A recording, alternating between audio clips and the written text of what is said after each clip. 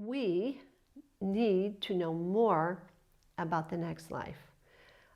Why? Well, because we're going through time developing over the centuries. And I mean, the fullness of truth is rich and layered and deep and deep and deep. And I remember thinking about this in prayer and thinking about prayer and thinking, it's almost like it's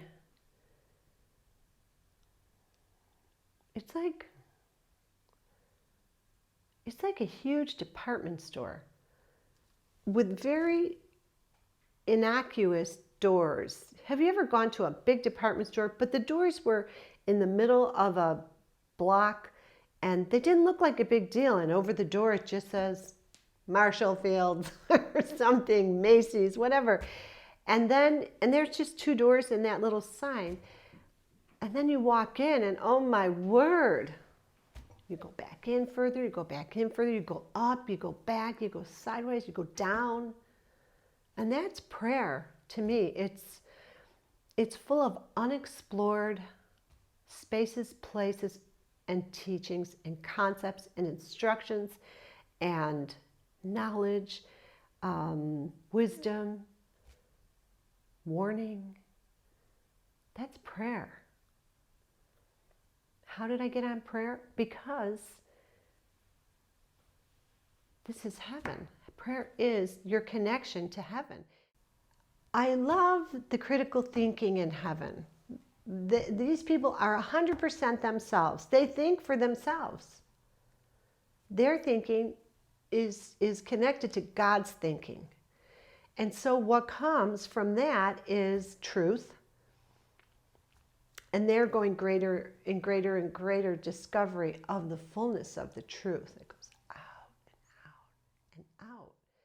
For me, the predominant experience of heaven was that I was with Christ. And everywhere I went, I was with Christ. And yet when I encountered people, they didn't notice him. So I think it's like a given. You know, I probably have written that on the next page, but I'm just saying. Jesus said, "Remember that I told you that there are no separations here. They are always united to me. So my entering the room does not startle them. You are the visitor, little Anne, and you can see that you are most welcome in this room." Again, I have to remark that being in heaven makes me feel like a 4-year-old. They say that you have to be like a child to get into heaven. I believe it. There are no pompous or arrogant souls, no smugness, no self-satisfied ones. The souls in heaven are filled with wisdom and kindness, and we are all going to heaven if we choose. God is good. And I looked at a man, I heard the sound of water, and I glanced and I was drawn, of course, and I could see a man, an Asian man, and he was standing under a waterfall. And the water was pouring down on his shoulders. And he stood under it, and then he would raise himself up and feel how the water was up high, and then down incrementally. He was measuring force and velocity. And so I stopped to speak with him and said, "What are you doing? I'm interested. You know, if you're interested in anything that draws you, you know, you're engaging with it instantly." And he said, "Well, there's a problem on Earth, and I'm doing this to help create the correct solution on Earth." And he was having so much fun, you know, he loved this. And I think I got an understanding that he was an engineer of some description on Earth, and this is what he loved to do. And so I stared at him doing it. The love is beautiful. You're so accepted by everybody. You accept them, and you're intrigued by others and their lives.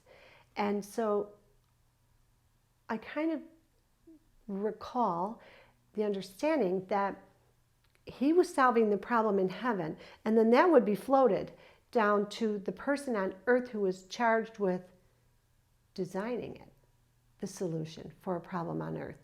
And it told me a lot about the interaction and how a thing goes. If we're dreaming about something or we're thinking about it, we should probably pay attention to that, because it's quite possible that someone in heaven is prompting us toward a solution.